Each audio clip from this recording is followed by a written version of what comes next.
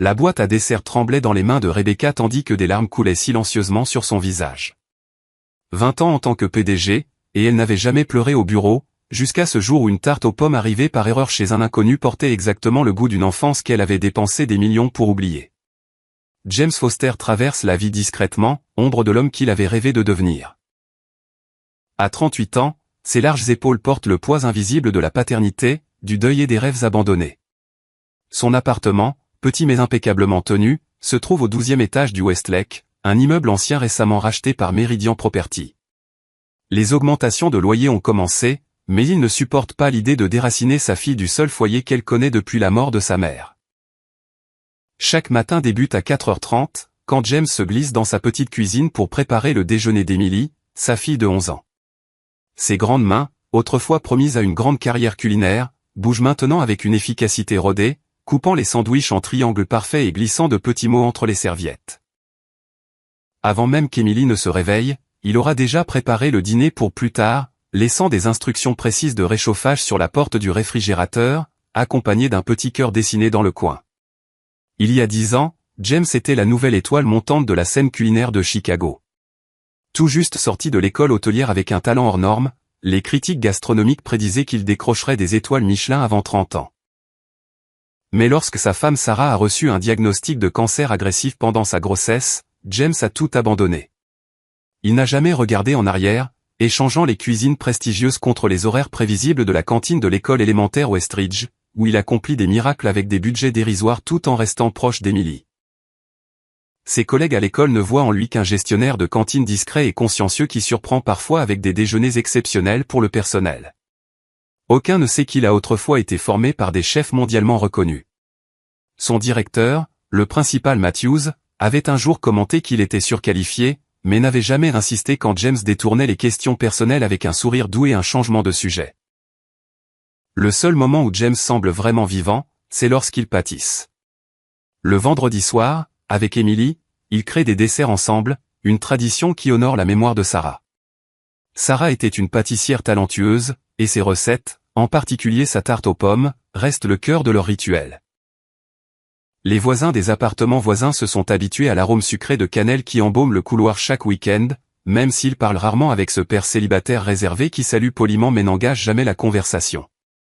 20 étages plus haut, Rebecca Morgan termine une nouvelle journée de 16 heures. À 42 ans, elle possède tout ce que la société considère comme synonyme de réussite. PDG de Meridian Property, une société immobilière qu'elle a bâtie de rien, le Penthouse du Westlake ou son acquisition la plus récente, une garde-robe de créateur et le respect ou la crainte de tout le milieu des affaires de Chicago. Ce qui lui manque, c'est le sommeil, des amis, une raison de cuisiner dans la cuisine immaculée qui accompagne son Penthouse. La plupart des soirs, Rebecca se contente de plats livrés qu'elle mange directement dans leur contenant tout en consultant des évaluations de propriété. Son assistante, Meredith, planifie ses repas avec la même précision que ses réunions, veillant à ce qu'elle ne oublie pas complètement de se nourrir, même si cela arrive souvent. Derrière son apparence d'acier en salle de réunion se cache une femme qui s'est extirpée de la pauvreté rurale par un travail acharné et des décisions calculées. Sa maison d'enfance avait été saisie quand elle avait 15 ans, obligeant sa famille à se séparer. Elle avait cumulé 3 emplois pour financer ses études, développé un talent exceptionnel pour l'évaluation immobilière, et n'avait jamais regardé en arrière vers la famille brisée qu'elle avait laissée derrière elle. Les souvenirs étaient trop douloureux pour être emportés dans sa nouvelle vie soigneusement construite. Son thérapeute, imposé par son conseil d'administration après un quasi-accident dû à l'épuisement l'année précédente, diagnostiquait une carence affective et une malnutrition émotionnelle. Rebecca balayait ces termes comme des fadaises, même si elle ne se souvenait plus de la dernière fois où quelqu'un l'avait serrée dans ses bras sans arrière-pensée. Son bref mariage, 6 ans plus tôt, s'était terminé quand son mari avait avoué qu'il était attiré par son pouvoir, pas par sa personne. Le divorce avait été rapide, propre, et n'avait laissé aucune cicatrice visible, seulement une couche supplémentaire de givre autour de son cœur. Le seul vestige de son passé est un petit plat à tarte en céramique ébréché, celui de sa grand-mère, exposé dans sa cuisine par ailleurs minimaliste. Elle n'a plus cuisiné depuis la mort de sa grand-mère, il y a 20 ans. L'odeur de tarte aux pommes en particulier déclenche des souvenirs si douloureux qu'elle avait un jour quitté un dîner d'affaires quand le menu des desserts était arrivé, prétextant une migraine qui n'était pas entièrement fausse. Le Westlake devait n'être qu'un immeuble de plus à rénover et revendre. Au lieu de cela, Rebecca s'était installée temporairement dans le Penthouse après avoir vendu son condo du centre-ville, se disant que cela avait du sens de superviser personnellement les travaux. 6 mois plus tard, elle y était toujours, repoussant inexplicablement les grandes rénovations qui auraient expulsé les locataires actuels. Parfois, tard le soir, elle se tenait devant ces immenses baies vitrées et se demandait qui vivait dans les lumières en contrebas.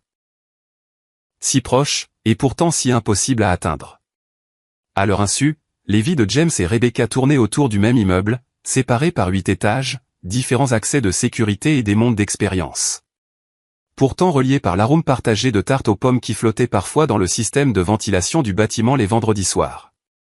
La collecte de fonds d'automne à l'école élémentaire Westridge bouleverse la routine si ordonnée de James. Impressionné par ces plats lors de la semaine d'appréciation des enseignants, le principal Matthews lui demande de préparer des desserts pour la section VIP de l'événement. Rien de sophistiqué, juste mieux que du tout venant industriel. James accepte à contre-cœur, prévoyant de simples mais élégantes mini-tartes qui ne voleront pas la vedette au traiteur, tout en respectant ses propres exigences. Emily, elle, a une autre idée. Papa, tu devrais faire la tarte aux pommes de maman. Insiste-t-elle en l'aidant à préparer les ingrédients la veille au soir. Ses petites mains lavent soigneusement les pommes dans l'évier, perchées sur le tabouret que James avait construit quand elle avait 6 ans. C'est la meilleure chose que tu fasses. James hésite, mesurant la cannelle avec précision. La recette de tarte aux pommes de Sarah est sacrée, leur rituel privé, pas destiné à des inconnus qui n'en comprendraient pas la signification. Mais les yeux d'Emily, si semblables à ceux de sa mère, brillent d'une excitation rare. Maman aurait voulu que les gens la goûtent, dit-elle avec la sagesse d'une enfant de 11 ans. Elle disait toujours que la nourriture était faite pour être partagée. Ce soir-là, James prépare 2 tartes, une pour la collecte de fonds et une pour qu'Emily la savoure à la maison avec Madame Gonzalez, leur voisine âgée qui la garde lors des soirées. Il emballe soigneusement la tarte de la collecte dans une boîte blanche toute simple, avec l'adresse de l'école et les détails de l'événement écrits de son écriture nette sur le dessus. Pendant ce temps, Rebecca assiste à une réunion d'urgence du conseil d'administration concernant le calendrier de rénovation du Westlake. Les coûts ont augmenté et certains membres poussent pour une action immédiate. Plus on attend, plus on perd d'argent. Argue Thomas Reed, le directeur financier, tapotant nerveusement son stylo sur la table polie. Ses locataires au mois paient largement en dessous du prix du marché. Rebecca se surprend à se montrer inhabituellement défensive. Il faut prendre en compte le coût humain des expulsions, plaide-t-elle, étonnant elle-même et le conseil. Les expulsions en hiver, c'est de la mauvaise publicité. Elle obtient un report de 3 mois, mais repart troublée par sa propre réaction. Pourquoi cet immeuble en particulier compte-t-il tant? Pourquoi n'arrive-t-elle pas à le traiter comme n'importe quelle autre propriété de son portefeuille? De retour tardivement dans son Penthouse, Rebecca découvre une boîte blanche toute simple devant sa porte, visiblement déposée par erreur. Le bureau de sécurité est désert à cette heure, et elle est trop épuisée pour enquêter. En ouvrant la boîte dans sa cuisine, elle trouve une tarte aux pommes encore tiède accompagnée d'une note destinée aux invités spéciaux, « Merci de soutenir notre école ». L'arôme sucré de cannelle la frappe immédiatement, libérant un flot de souvenirs. La cuisine de sa grand-mère, les visites d'été avant le divorce de ses parents, le sentiment de sécurité qu'elle ressentait là-bas enfant. Rebecca n'a pas pleuré depuis des années, pas même à l'enterrement de sa grand-mère. Pourtant, maintenant, les larmes coulent sans retenue. Sans réfléchir, elle prend une petite bouchée directement dans la tarte, sans assiette ni manière. Le goût est presque exactement celui de la recette de sa grand-mère, mais avec de subtiles différences qui la rendent unique, un peu plus de muscade peut-être, moins de sucre, laissant la douceur naturelle des pommes s'exprimer pleinement. Elle mange debout au comptoir de la cuisine jusqu'à ce que presque la moitié de la tarte ait disparu, puis se force à s'arrêter, choquée par son propre comportement. Rebecca Morgan ne mange pas de dessert. Rebecca Morgan ne pleure pas à cause de nourriture. Rebecca Morgan ne reste certainement pas à minuit dans sa cuisine à manger une tarte avec les doigts comme une enfant. Pourtant, c'est exactement ce qu'elle fait, et elle se sent plus vivante qu'elle ne l'a été depuis des années. Le lendemain matin, James découvre son erreur avec horreur. Dans sa fatigue, il a inversé les adresses. Il a livré la tarte d'Emily à une résidente inconnue du Penthouse et laissé celle de la collecte chez lui. L'événement commence dans quelques heures et il n'a pas le temps d'en refaire une. S'excusant abondamment auprès d'Emily, il emporte la tarte restante à la collecte de fonds, promettant d'en refaire une pour elle le week-end suivant. La collecte se déroule bien malgré l'angoisse de James concernant l'offre de dessert plus réduite. Le principal Matthews ne remarque rien, trop occupé à coordonner avec les donateurs potentiels. James rentre épuisé mais soulagé, pour trouver une élégante enveloppe crème glissée sous sa porte. À l'intérieur, une note manuscrite sur un papier luxueux. Je crois avoir reçu votre tarte par erreur hier soir. Je n'ai jamais rien goûté d'aussi extraordinaire. Le souvenir qu'elle a réveillé valait chaque calorie. Accepteriez-vous de partager la recette? En échange, veuillez accepter ce petit gage de reconnaissance. Joint, une carte cadeau pour Whitens, le magasin d'articles culinaires le plus exclusif de la ville, d'un montant qui fait écarquiller les yeux de James. James fixe la note, partagé entre l'agacement à l'idée que sa recette puisse être achetée et la curiosité de savoir qui a reçu sa tarte. L'écriture est élégante, mais légèrement tremblante, comme si son auteur n'écrivait plus guère à la main. Pas de nom ni d'adresse de retour, juste le numéro du Penthouse, confirmant ses soupçons. Après réflexion, James ne partage pas la recette exacte de Sarah. À la place, il rédige une note polie expliquant que la tarte était destinée à sa fille et joint une version similaire mais légèrement modifiée. Le vrai secret, écrit-il, n'est pas dans les ingrédients, mais dans le fait de pâtisser avec quelqu'un qu'on aime. Il glisse la note sous la porte du Penthouse le soir suivant, rendant la carte cadeau intacte. Rebecca trouve la réponse de James le lendemain matin. Quelque chose dans son écriture assurée mais sans prétention et son refus doux de l'argent la touche profondément. Pour la première fois depuis des années, elle modifie son emploi du temps matinal et s'arrête au marché gastronomique pour acheter les ingrédients indiqués dans sa recette modifiée. La caissière semble surprise quand Rebecca Morgan, dont le visage apparaît parfois dans les magazines économiques, choisit elle-même les pommes, testant chacune avec soin pour en vérifier la fermeté. Ce soir-là, Rebecca tente de pâtisser. Le résultat est catastrophique. Une masse brûlée et savonneuse qui n'a rien à voir avec la tarte reçue. Après une troisième tentative ratée, elle laisse une nouvelle note. Ma grand-mère serait horrifiée de ce que j'ai fait de votre recette.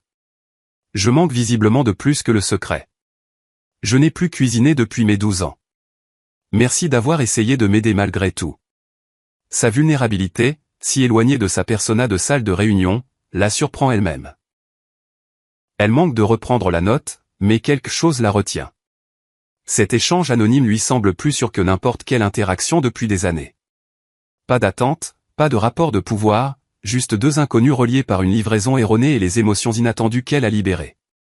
James trouve la note de Rebecca après un entretien parent-professeur particulièrement difficile concernant Emily. Sa fille, habituellement brillante, s'est repliée sur elle-même en classe, ses notes baissent depuis l'anniversaire de la mort de sa mère le mois précédent. L'enseignante a suggéré un suivi psychologique, une dépense que James peut à peine se permettre avec son salaire de cantinier. La vulnérabilité sincère de l'habitante du Penthouse lui offre une distraction inattendue de ses soucis. Quelque chose dans ses échecs culinaires humanise cette résidente anonyme de l'unité la plus chère de l'immeuble. Sur une impulsion, il emballe une unique part de la tarte aux pommes fraîches du week-end avec une nouvelle note. La pâtisserie demande de la pratique. En attendant de maîtriser, peut-être que ceci vous aidera. Pas besoin de me rendre l'appareil. C'est le début d'un échange hebdomadaire que ni James ni Rebecca n'osent qualifier d'important. Chaque vendredi, James laisse une part unique du dessert qu'il a préparé avec Emily. Parfois des tartes classiques, parfois des créations plus audacieuses, tartelettes citron-lavande, forêt noire, cheesecake à la citrouille, toujours accompagnées d'une petite note sur l'histoire ou la signification du dessert. Emily devient sa complice enthousiaste, suggérant des saveurs qu'elle pense que leur mystérieuse amie pourrait aimer, sans jamais questionner pourquoi son père a commencé ce rituel. Rebecca commence à caler son retour du vendredi soir sur l'horaire probable des livraisons, même si elle ne l'admettra jamais avoir décalé des réunions du conseil pour des pâtisseries anonymes. Elle laisse ses propres notes, d'abord brèves, puis progressivement plus personnelles. Elle partage des souvenirs d'enfance déclenchés par certaines saveurs, avoue que ses desserts atténuent son stress nocturne, et finit par confesser que ses livraisons hebdomadaires sont devenues la relation la plus fiable de ma vie. Aucun des deux ne cherche à découvrir l'identité de l'autre. Pour James, la résidente du Penthouse reste, celle d'en haut, une confidente sur qui ignore tout de ses échecs et de ses difficultés financières. Pour Rebecca, le mystérieux pâtissier devient, le sorcier des pâtisseries, quelqu'un qui la voit comme une personne et non comme une dirigeante ou une opportunité d'affaires. À mesure que l'automne s'approfondit vers l'hiver, leur note évolue. James se surprend à partager de petits détails sur Emily, sa lutte contre le chagrin, son talent pour les mathématiques, sa récente passion pour l'architecture. Rebecca répond avec de douces suggestions tirées de sa propre expérience d'enfant confronté à la perte, et recommande des livres qui l'avaient aidé à traverser le changement. Elle commence à attendre les vendredis avec impatience, non seulement pour les desserts, mais pour le lien qu'ils représentent, la première interaction humaine authentique depuis des années qui ne tourne pas autour de marges bénéficiaires ou de lutte de pouvoir. Quand Emily exprime son intérêt pour un programme STEM dont le coût dépasse les moyens de James, il le mentionne incidemment dans une note accompagnant une fournée de snickerdoodle, la dernière expérience d'Emily. La semaine suivante, il découvre un flyer scolaire annonçant une nouvelle bourse d'art pâtissier de Westridge Elementary qui couvrirait le programme STEM d'Emily et d'autres activités d'enrichissement. Le flyer précise que la bourse est financée par un membre anonyme de la communauté. James soupçonne immédiatement sa correspondante du Penthouse, mais se sent partagé. Il a passé des années à défendre farouchement son indépendance, refusant toute aide même dans les moments les plus difficiles. Pourtant, ceci ne ressemble pas à de la charité. Cela ressemble à quelqu'un qui reconnaît le potentiel d'Emily d'une manière qui honore ses propres contributions à la communauté scolaire. Après mûre réflexion, il aide Emily à postuler, la gorge serrée d'émotion quand elle est sélectionnée comme première bénéficiaire. Rebecca, de son côté, se surprend à ramener du travail chez elle pour la première fois depuis des années non par obligation, mais parce que son Penthouse ne ressemble plus à une suite d'hôtels stériles. Elle commence à acheter de petits ustensiles de cuisine, qu'elle utilise une seule fois avant de les ajouter à une collection grandissante. Elle se dit qu'elle réduit simplement les déchets de livraison en cuisinant occasionnellement pour elle-même. Mais son assistante Meredith remarque le changement. « Vous semblez différente ces derniers temps », observe Meredith après que Rebecca a refusé une réunion d'urgence le week-end pour traiter des plaintes de locataires au Westlake. Presque contente. Le mot sonne étranger appliqué à Rebecca Morgan, dont l'ambition dévorante a toujours été sa caractéristique principale. Rebecca balaie l'observation extérieurement, mais admet intérieurement qu'un changement s'est produit. Elle se surprend à consulter le tableau d'affichage de la communauté de l'immeuble, à apprendre les noms des locataires de longue date, à considérer leurs préoccupations avec une sensibilité nouvelle. Quand son conseil pousse à nouveau pour des décisions de rénovation, elle plaide pour des approches moins perturbantes et une aide à la relocalisation des locataires. Depuis quand vous souciez-vous des locataires existants, demande Thomas Reed avec suspicion lors d'une réunion tendue. On n'a jamais intégré ça dans nos projections auparavant. Rebecca n'a pas de réponse qui ne semblerait pas irrationnelle. Comment expliquer que des livraisons hebdomadaires de desserts lui ont rappelé que les immeubles abritent des vies, pas seulement des potentiels de profit? Que les notes d'un inconnu l'ont amené à repenser ce que signifie réellement la réussite? À l'approche de Noël, Emily pose une question inattendue à James pendant qu'il prépare des biscuits au pain d'épices. « Papa, est-ce que tu te sens parfois seul ?» demande-t-elle, ses petites mains appuyant soigneusement les emporte-pièces dans la pâte épicée, sans lever les yeux pour voir sa réaction. James manque de se couper avec l'emporte-pièce. « Je tais-toi, ma chérie. »« Comment pourrais-je être seul ?» répond-il par réflexe, la réponse qu'il se donne depuis des années. Emily façonne la pâte avec concentration. Madame Gonzalez dit que les adultes ont besoin d'amis adultes, et toi tu ne parles qu'aux gens du travail ou à moi. Elle hésite, puis ajoute l'observation qui touche le plus profondément, « Maman voudrait que tu aies des amis. » La remarque fait mal par sa justesse. James réalise que ses notes hebdomadaires, celles d'en haut, sont devenues plus qu'un échange courtois. Elles sont devenues des conversations. Il anticipe ce lien avec un monde au-delà du travail et de la parentalité. Dans sa note suivante, accompagnant un stollen de Noël préparé selon la recette allemande de la famille de Sarah, James écrit plus personnellement que jamais. « Ma fille m'a demandé si j'étais seul. Je ne savais pas comment lui dire que ces notes à une inconnue sont devenues quelque chose que j'attends chaque semaine. Est-ce étrange de se sentir connecté à quelqu'un qu'on n'a jamais rencontré? Les fêtes sont difficiles pour nous. C'était la période préférée de ma femme. Elle est morte il y a 9 ans ce mois-ci. Parfois je me demande si j'ai oublié comment créer des liens avec quelqu'un de plus de 18 ans. Sauf, d'une certaine façon, avec vous. » Rebecca reçoit cette note après être rentrée de la soirée de Noël de son entreprise, où elle a maintenu une parfaite maîtrise professionnelle tout en se sentant totalement seule au milieu d'une salle pleine d'employés. Les mots de James, son aveu de solitude qui fait écho au sien, sa confiance en partageant une perte aussi intime, la touche profondément. Elle s'assoit au comptoir de sa cuisine, la note dans une main, fixant le stollen sans y toucher. Les larmes menacent pour la deuxième fois depuis l'arrivée de la tarte. Pour la première fois, elle réussit à pâtisser, de simples biscuits au sucre préparés à partir d'une pâte toute faite, décorée maladroitement mais avec un réel effort. Elle les laisse avec une note plus honnête que n'importe quelle communication depuis des années. Pas seule, mais solitaire. Il y a une différence.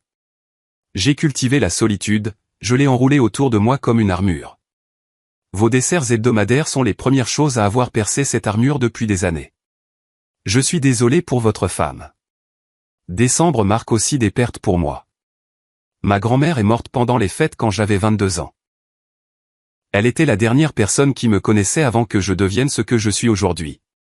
Parfois je me demande si j'ai oublié comment être connu, sauf d'une certaine façon par vous. À l'approche de la veille de Noël, James et Rebecca envisagent chacun de franchir la frontière invisible entre notes anonymes et véritables rencontres. James sélectionne les ingrédients pour une tarte de fête spéciale, se demandant s'il devrait inclure son nom dans la prochaine note. Rebecca recherche l'école où elle a créé la bourse, se demandant si le gestionnaire de cantine mentionné dans l'email de remerciement du directeur pourrait être son mystérieux pâtissier. Ni l'un ni l'autre ne se doute que des forces extérieures vont bientôt entrer en collision, menaçant le fragile lien qu'ils ont construit à travers pâtisserie et notes manuscrites. L'association des locataires du Westlake convoque une réunion d'urgence 3 jours avant Noël. Des rumeurs circulent selon lesquelles Meridian Property prévoirait de grandes rénovations immédiatement après les fêtes, pouvant entraîner des expulsions pendant les mois les plus froids. James y assiste à contre-cœur, laissant Emily chez Madame Gonzalez malgré les protestations de sa fille qui voulait manquer leur soirée de pâtisserie de Noël. La salle communautaire bourdonne d'anxiété quand la présidente de l'association présente leur invité. Rebecca Morgan, PDG de Meridian Property, a accepté de répondre directement à nos préoccupations. James observe une femme élégante en tailleur sur mesure s'avancer avec assurance vers l'avant. Quelque chose en elle lui semble vaguement familier, bien qu'il soit certain de ne jamais l'avoir rencontrée. Quand elle parle, sa voix porte à la fois autorité et une chaleur inattendue. « Je comprends vos inquiétudes », commence Rebecca en regardant les résidents inquiets dans les yeux. « Je veux préciser que bien que des rénovations soient prévues, nous avons élaboré une approche par phase conçue spécifiquement pour éviter les expulsions en hiver. De plus, tous les locataires actuels bénéficieront d'une aide à la relocalisation et d'un droit de retour prioritaire avec maintien des loyers actuels. » Cette annonce, inédite dans le milieu de la promotion immobilière à Chicago, provoque des murmures surpris. Un résident âgé lance. « Pourquoi devrions-nous vous faire confiance ? Les promoteurs promettent toujours de la considération puis maximisent leurs profits. » La réponse de Rebecca est mesurée. « Parce que j'habite ici aussi. Le Westlake est devenu plus qu'un bien d'investissement pour moi. » Ses yeux parcourent la salle, croisant brièvement ceux de James avant de continuer. Cet immeuble abrite des communautés et des mémoires que j'ai appris à respecter. Après la réunion, James s'attarde, observant Rebecca répondre aux questions individuelles avec une patience inattendue. Quand la foule se disperse, il s'approche timidement, voulant la remercier pour le plan de rénovation réfléchi. Avant qu'il puisse parler, il surprend une conversation entre Rebecca et son assistante. « Ça s'est mieux passé que prévu », dit Meredith en consultant sa tablette. Même si le conseil va poser des questions sur les loyers maintenus, ça n'était pas dans la proposition initiale. Ça l'est maintenant, répond Rebecca fermement. Quelque chose a changé ma perspective sur cet immeuble. Elle hésite, puis ajoute doucement, ces livraisons de desserts dont je vous ai parlé, elles m'ont rappelé que les immeubles doivent abriter des vies, pas seulement des rendements sur investissement. James se fige. Les pièces s'assemblent soudain. Le pantouse. Les notes. Celle d'en haut est Rebecca Morgan, PDG de l'entreprise qui menace son foyer, et qui prétend maintenant que ses desserts personnels ont influencé ses décisions d'affaires. Une chaleur monte à son visage tandis qu'il s'éloigne sans être vu. Ce qu'il avait interprété comme une connexion sincère lui apparaît soudain comme une manipulation, ou pire, comme de la pitié de la part d'une femme puissante qui a probablement ri de ses notes les plus intimes. Rebecca, ignorant la présence et la prise de conscience de James, retourne à son pantouse, attendant avec impatience la livraison du vendredi. Au lieu de cela, elle trouve une note brève. Rénovation commençant bientôt. Félicitations pour l'avancement de votre bien d'investissement. Plus de livraison nécessaire. Meilleur vœu. La froideur du message la stupéfie. Elle le relit plusieurs fois, cherchant à comprendre ce qui a provoqué un tel changement soudain. A-t-elle outrepassé en créant la bourse? Son correspondant a-t-il découvert son identité et lui en veut-il pour sa richesse? Le rejet fait plus mal que n'importe quel revers professionnel qu'elle ait jamais subi. Pour la première fois depuis le début de leur échange, Rebecca quitte son appartement le vendredi soir, déterminée à découvrir qui a laissé des desserts à sa porte.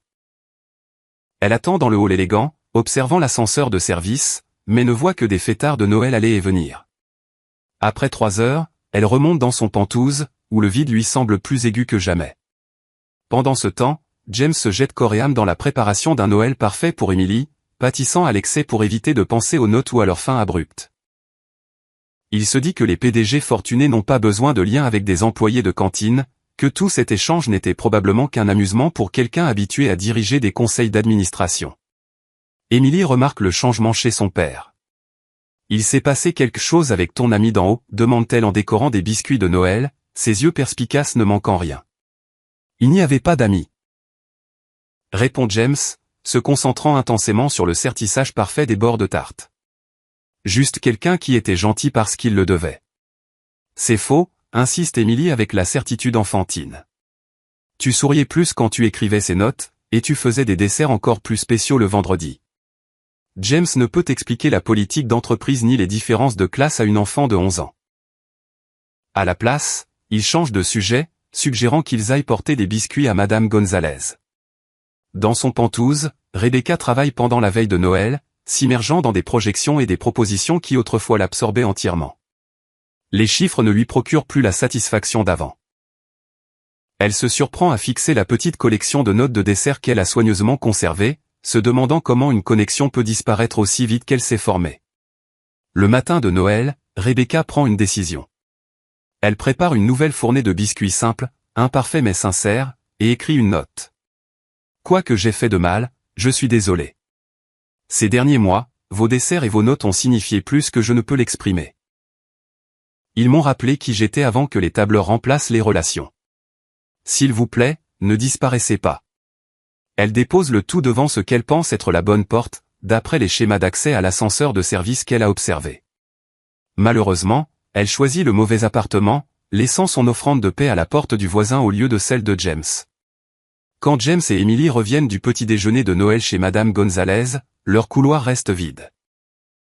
Le dernier lien semble définitivement rompu, laissant James et Rebecca affronter les fêtes avec un sentiment de perte qu'aucun des deux ne parvient à exprimer pleinement. Janvier apporte un froid record à Chicago, accompagné des fermetures scolaires inévitables. Quand des tuyaux éclatent à l'école élémentaire Westridge, causant d'importants dégâts à la cantine et aux salles adjacentes, le principal Matthews convoque une réunion d'urgence du personnel. Le district a obtenu des espaces temporaires dans un centre communautaire voisin, mais le service de restauration pose problème. Sans cuisine, nous sommes limités aux repas préemballés, explique Matthews sombrement. Le budget d'urgence du district ne peut pas couvrir des options de qualité pendant 6 semaines. James, pensant aux élèves qui dépendent des repas scolaires, lève la main. Et si on trouvait une cuisine commerciale qui accepterait de nous prêter son espace après les heures d'ouverture? Je pourrais préparer de vrais repas là-bas. Matthews semble dubitatif. Cela nécessiterait des autorisations sanitaires, du transport, de la logistique, des frais considérables. J'ai peut-être une solution, interrompt une voix depuis l'embrasure de la porte. James se retourne et voit Rebecca Morgan entrer dans la salle de réunion, élégante malgré leur matinale et sa tenue décontractée. Sa poitrine se serre sous des émotions complexes tandis que Matthews la présente. L'aide de Méridian pour notre situation, explique le directeur. Elle a été informée de notre difficulté par le surintendant du district. Rebecca évite soigneusement le regard direct de James. Méridian possède un bien avec une cuisine commerciale récemment rénovée, inutilisée jusqu'au printemps. Nous pouvons la mettre à disposition, y compris le transport des repas préparés. Sans frais. Après la réunion, James tente de partir rapidement, mais Rebecca l'intercepte dans le couloir. « Monsieur Foster », dit-elle formellement. « Le principal Matthews m'a indiqué que vous êtes le gestionnaire de la cantine. J'aimerais discuter de la logistique pour l'utilisation de la cuisine. » James garde une distance professionnelle. Ce n'est pas nécessaire. Je peux m'adapter à l'espace disponible. S'il vous plaît, insiste Rebecca, sa façade d'entreprise glissant un instant. 5 minutes. À contre-cœur, James accepte de la retrouver dans la cuisine temporaire cet après-midi-là. Il arrive et la trouve seule dans l'installation ultramoderne. Sa tenue habituelle d'affaires a laissé place à un pantalon simple et un pull. Cela devrait convenir à vos besoins. Commence-t-elle, tout en affaires. Le service sanitaire a déjà donné son accord d'urgence.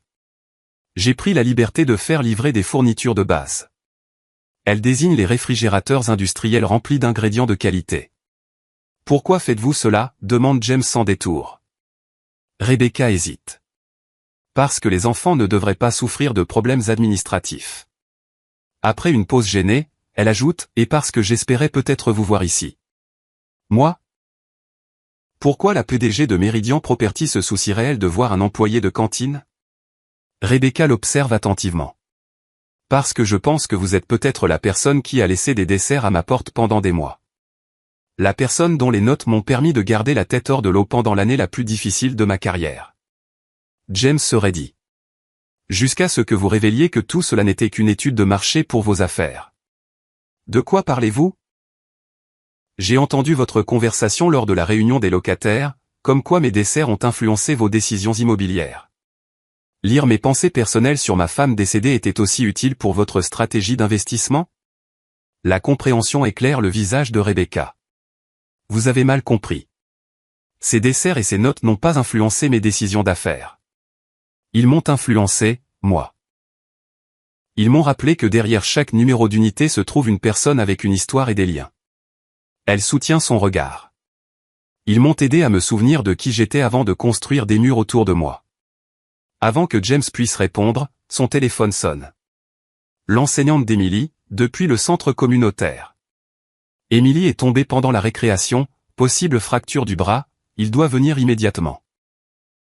Le sang quitte son visage tandis qu'il explique qu'il va devoir appeler un VTC par ce temps.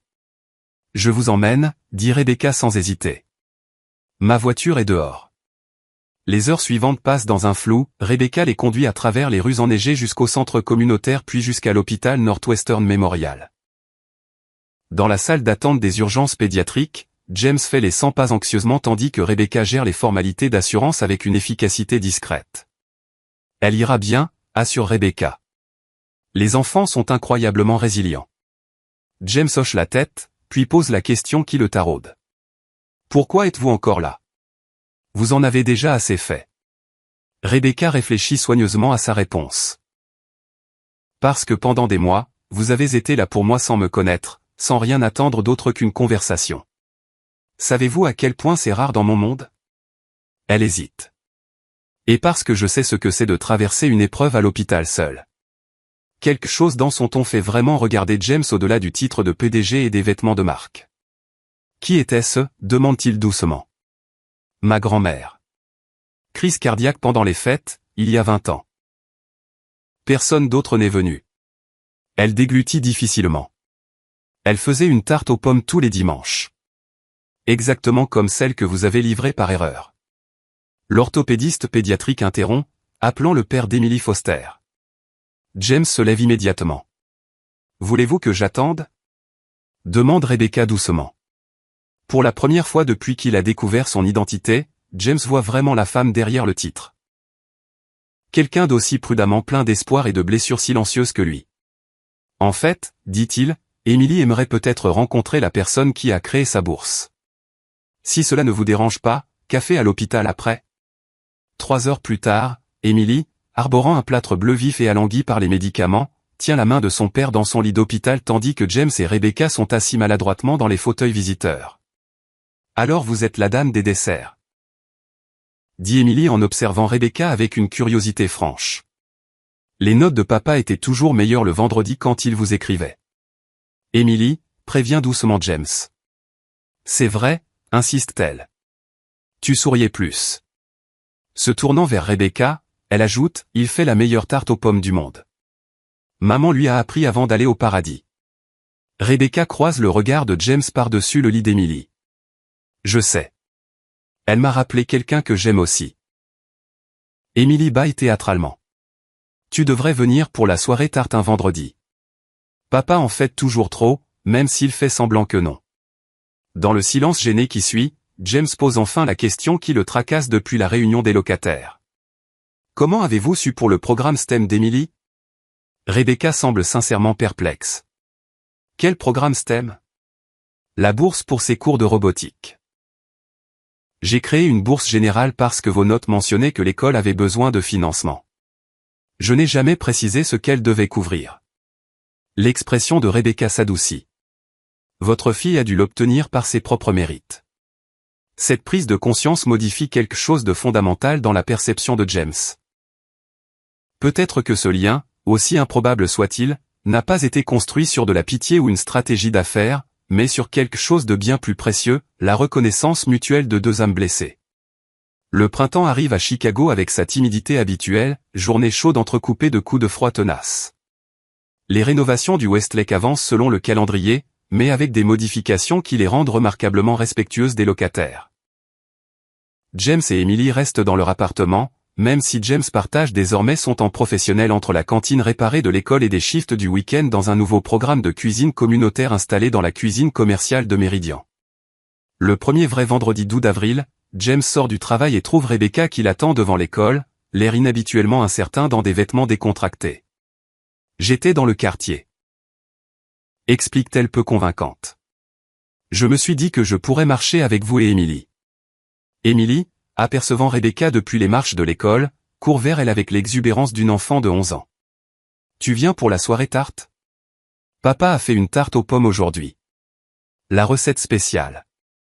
James et Rebecca échangent un regard, une conversation silencieuse passant entre eux. Depuis la nuit à l'hôpital, ils ont maintenu une amitié prudente. Cafés occasionnels, collaboration professionnelle sur le programme de cuisine, messages concernant les progrès d'Emily. Mais aucun n'a forcé les choses, respectant la confiance fragile qui se reconstruit. En fait, dit James, je pensais qu'on pourrait manger la tarte ailleurs aujourd'hui. Si Madame Morgan est disponible? Rebecca hausse un sourcil. Où aviez-vous en tête? Le jardin de la cour du Westlake est terminé. Ce serait agréable d'être les premiers à l'utiliser. La cour rénovée, projet personnel de Rebecca dans le cadre de la modernisation de l'immeuble, comporte des espaces assis confortables séparés par des plantations indigènes, une petite fontaine et un four communautaire à pâtisserie qu'elle a expressément ajouté au plan, inspiré par la remarque désinvolte de James selon laquelle les espaces de cuisson communs formaient autrefois le cœur des quartiers. Il s'installe à une table près de la fontaine, Emily bavardant sur son projet de robotique tandis que James sort la tarte et les assiettes qu'il a apportées de chez lui. Rebecca les observe avec une expression complexe, mélange de joie et d'incrédulité persistante que ces personnes soient devenues des présences importantes dans sa vie si soigneusement contrôlée. Quand James sert la tarte, il pose une petite fiche recette usée à côté de l'assiette de Rebecca. Elle reconnaît immédiatement la recette originale de la tarte aux pommes de Sarah Opa, la version modifiée qu'il lui avait donnée au début de leurs échanges. James, je ne peux pas accepter ça. C'est votre héritage familial. Il secoue doucement la tête. Sarah croyait que les recettes étaient faites pour être partagées, pas cachées. Et puis, il baisse la voix tandis qu'Emily va explorer la fontaine. L'héritage grandit quand on a le courage de l'étendre au-delà de ses frontières initiales. Rebecca touche la fiche avec révérence, comprenant que ce cadeau représente bien plus que des instructions de dessert. Je n'ai pas utilisé le plat à tarte de ma grand-mère depuis sa mort. Peut-être qu'il est temps. Il mange dans un silence confortable, regardant Emily donner des miettes de tarte au moineau. Rebecca finit par poser la question qui flotte entre eux depuis longtemps. Vous arrive-t-il de vous demander ce qui se serait passé si vous n'aviez pas livré cette tarte à la mauvaise adresse? James y réfléchit, observant la lumière du soleil jouer sur son visage. Je pense que certaines connexions sont inévitables. On aurait peut-être mis plus de temps à se trouver, mais tôt ou tard, l'univers corrige sa trajectoire. Rebecca sourit, reprenant les mots d'une de leurs premières notes. Le vrai secret n'est pas dans les ingrédients. Alors que l'après-midi glisse vers le soir, il reste dans la cour, sans hâte de mettre fin à cette rencontre improvisée. Aucune grande déclaration n'est prononcée, juste la tranquille certitude que quoi qu'il arrive ensuite, cela arrivera ensemble. Quand Emily finit par se fatiguer, les trois se dirigent vers l'ascenseur qui les ramènera à leurs étages respectifs. Avant de se séparer, Rebecca hésite, puis parle avec une vulnérabilité qu'elle maîtrise mal. Vendredi prochain. Peut-être que je pourrais apporter la tarte. Le sourire de James, le premier vraiment sans réserve qu'elle lui ait vu, constitue toute la réponse nécessaire. Let's play. Obscuring vision. He's tunnel. Wait, I'm far behind you, can't change. I'm joining to pinch. Take flight. Trips Yeah, close, come on. right? Watch out, up. Right here. Obscuring vision. Got to target blasted out. One tower, one tower. Reloading. Yeah, well, this end, we're good. Backside. Here. Right He's there. speaking. Yep, nice. My ult is ready. Here. Don't miss. Can't use that Can yet. you Concealment. play your ult? Your pulse? Yeah. Wait, I'm timing. They don't know I'm here. They don't know I'm close. He's flank. He's going window. You had your fun. Good. Last player standing. I don't know how they know. What the fuck?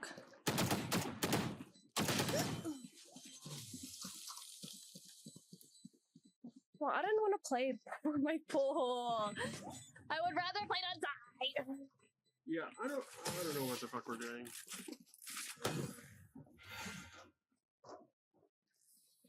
You the best, Unky. We were like Thanks, 5v3. We had the whole side. I can buy for you. I don't know what happened. I can buy you Sova. I can also buy one. Need a draw. Thanks. I don't know. Maybe we should stop listening to this. Try not to get shot, okay? I don't know. His calls are kind of shit. You guys got side, but I don't know what's happening close. I don't either. I just don't think this close. Nice. Good. Go ahead. Water rising. He normally plays by himself. Just go. She orb closed. Grounding. Revealing area. Nowhere to run.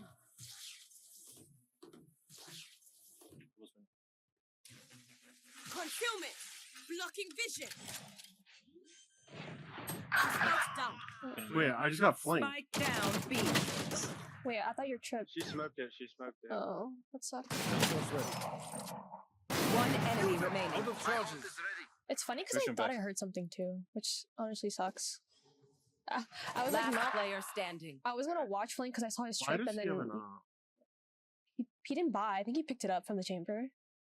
I mean, I guess. No, Wait, no, just- she no, just smoked put your it, but I trip in- didn't hear it. Yeah, I just heard put it your in trip in the moment middle. and I couldn't tell.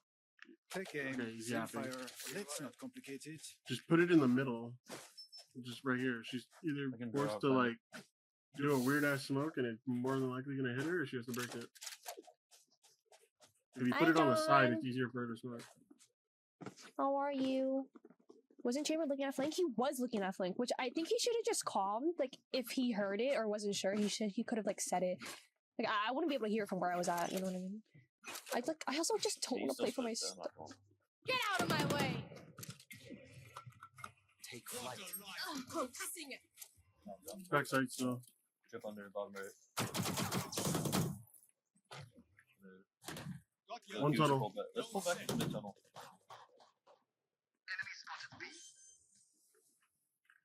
Obscuring vision. But I'm ulting them. I blinded two. Do ulted. One enemy remaining. Be fine. sorry, I was I whiffing. set the punishments on them. I was just gonna run at him. I was gonna run and gun him anyway. Yeah, Just my like aim's a little Friday. shaky. I think this Sova's making me with this. Hey, let's go. They stack me around. Let's go. Good, how are you? I'm good. Or, yeah. I haven't played in a while. This is my first game in like a week and a half, so. Someone drop him. Jimmy, can you drop my rifle? I got money. Anyone need something? No. Eyes on target. I'm going above. Thanks. Jump. Deploying drone.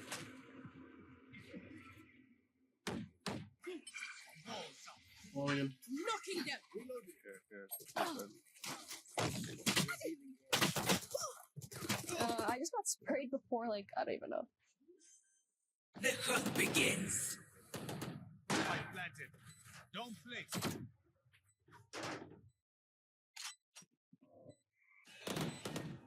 There, we need to do a lot of timber. Target down. Nice. Can we double up and swing it together? Drowning sight. Last player standing. No, took my kill, ruined my flow. Could be fine. You did ruin your flow. I saw the vision. One enemy remaining. Your time, front sight. Hello? Is he deaf? He's off. He sticks. Oh, Okay, I mean, I guess. wow, Did everyone see that? you can see half of the circle, but you go with the classic instead of the spraying. You don't just spray the other half of the fucking circle. Wait till I get back to D3. You mean Timber Queen? Oh yeah, the gang is back. Let's go ahead again. Wait, what do you guys? I like Texas though. Also, okay, after Jet, my low-key, jet can you just died, smoke the dart? shouldn't I have not ran in? I That's just gonna got be kinda sprayed weak. and like I Somebody couldn't else run has out. to swing fully. out. Prayer Chamber needs to swing out and shoot it. Like Rise and bring glory. he is TP. Like Jet can't turn around and shoot that. Sorry, hold on, Jordan. Take flight. Our spike's down. Okay. Spike I down have the A. spike. Two up. Another one. All right, 3 here. Don't. Pull back. Pull back. We have time. Pull back. Or yellow. Obscuring vision. Wait, I think it's all three. Two here and then one door. I pivot mid. Well, there might be one door. That's fine.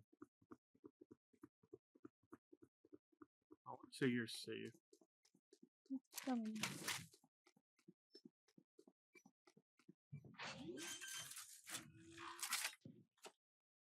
Spike planted. They're rotating through spawn. 2 top mid. Concealment. They're all 3 up. Yeah, play Yeah, your going own. half wall. Arches right now. Oh, house on a wall, but I don't know where the fuck he's going. One's a front side. They smoked it. They smoked it. They smoked Pulling them in. We just pulled. They're off.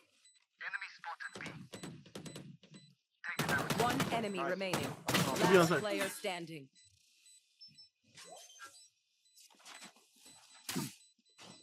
Hello? Nice job. 6-7. 6-7, 6-7. Kevin's Hey, that made up for that one round. I'm So amped. remember that Let's one go. round? I got things to do.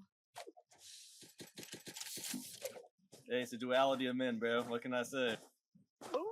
You play in Texas? I do Dude, play I in Texas. missed the easy shots. I hit the hard shots. Yeehaw. I don't know, bro. I was like overthinking that shot and I started trembling, bro. You My treat. I can buy somebody. should probably buy yourself a rifle. We had all Going of them the astral, last round, guys. so yeah. Yeah, just get ready to pull back though. I might get Sova ulted here. I don't know where. Up I I go. would not walk up on me. Deploying drone. He's up. I think he's up. Walls up. I can dart. Knocking them. Scanning ahead. I'm decayed. Yep. Ring goes. Let's go. Take this. Blank. Nowhere to run. Damn, Knocking this vision. fucking horny pitch Obscuring rolls. vision.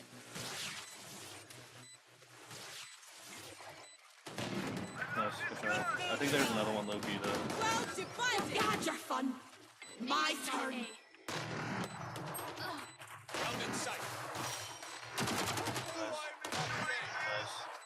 Nice. Care. One Tuck. enemy remaining. He was running from mid. Could he have been flanked? Hey. Nice. Good round. Good job, bro. I didn't do shit. They I just walled repeating on my me, I don't shit. know. Last I round threw a before the I threw switch. Yeah, I'm Smokes not in sure it. why they're Oh, repeating it's over not. and over again, but Let's those see. I guys can are just understand Chloe, but yeah, Jet was lost. He was just standing cleavage, so. Cleavage. Yeah, they need some help, Wait, brother. let's fake A go B. Silva, come here, come drone. And then maybe Jet come here, and then Asher and Chamber go B. Freaking A? Yeah. What did you pay on Chamber go B. Texas? I get Flow like with this 50 ping energy. in Central servers, so I don't play on them. I also get 50. So I drone this. Jet main, you're gonna fake. But I would. But I don't know. Spike dropped. I have the spike. All right, Jeff, you can get out. Low key, just get out. You guys can walk up. We already heard one here. There's one backside, and then I think a third Just one have to here. take space now. They know it's I'm fake. gonna lurk. I'm gonna lurk up mid. She needs help taking There's a side. trip. I'm There's a running trip here. Can you take this with you? Can you take Yeah, I this with already elbowed it. That's one. Swan wanted to mid. you? No, it's okay. Wait, there's two I here. slipped up our mid right now.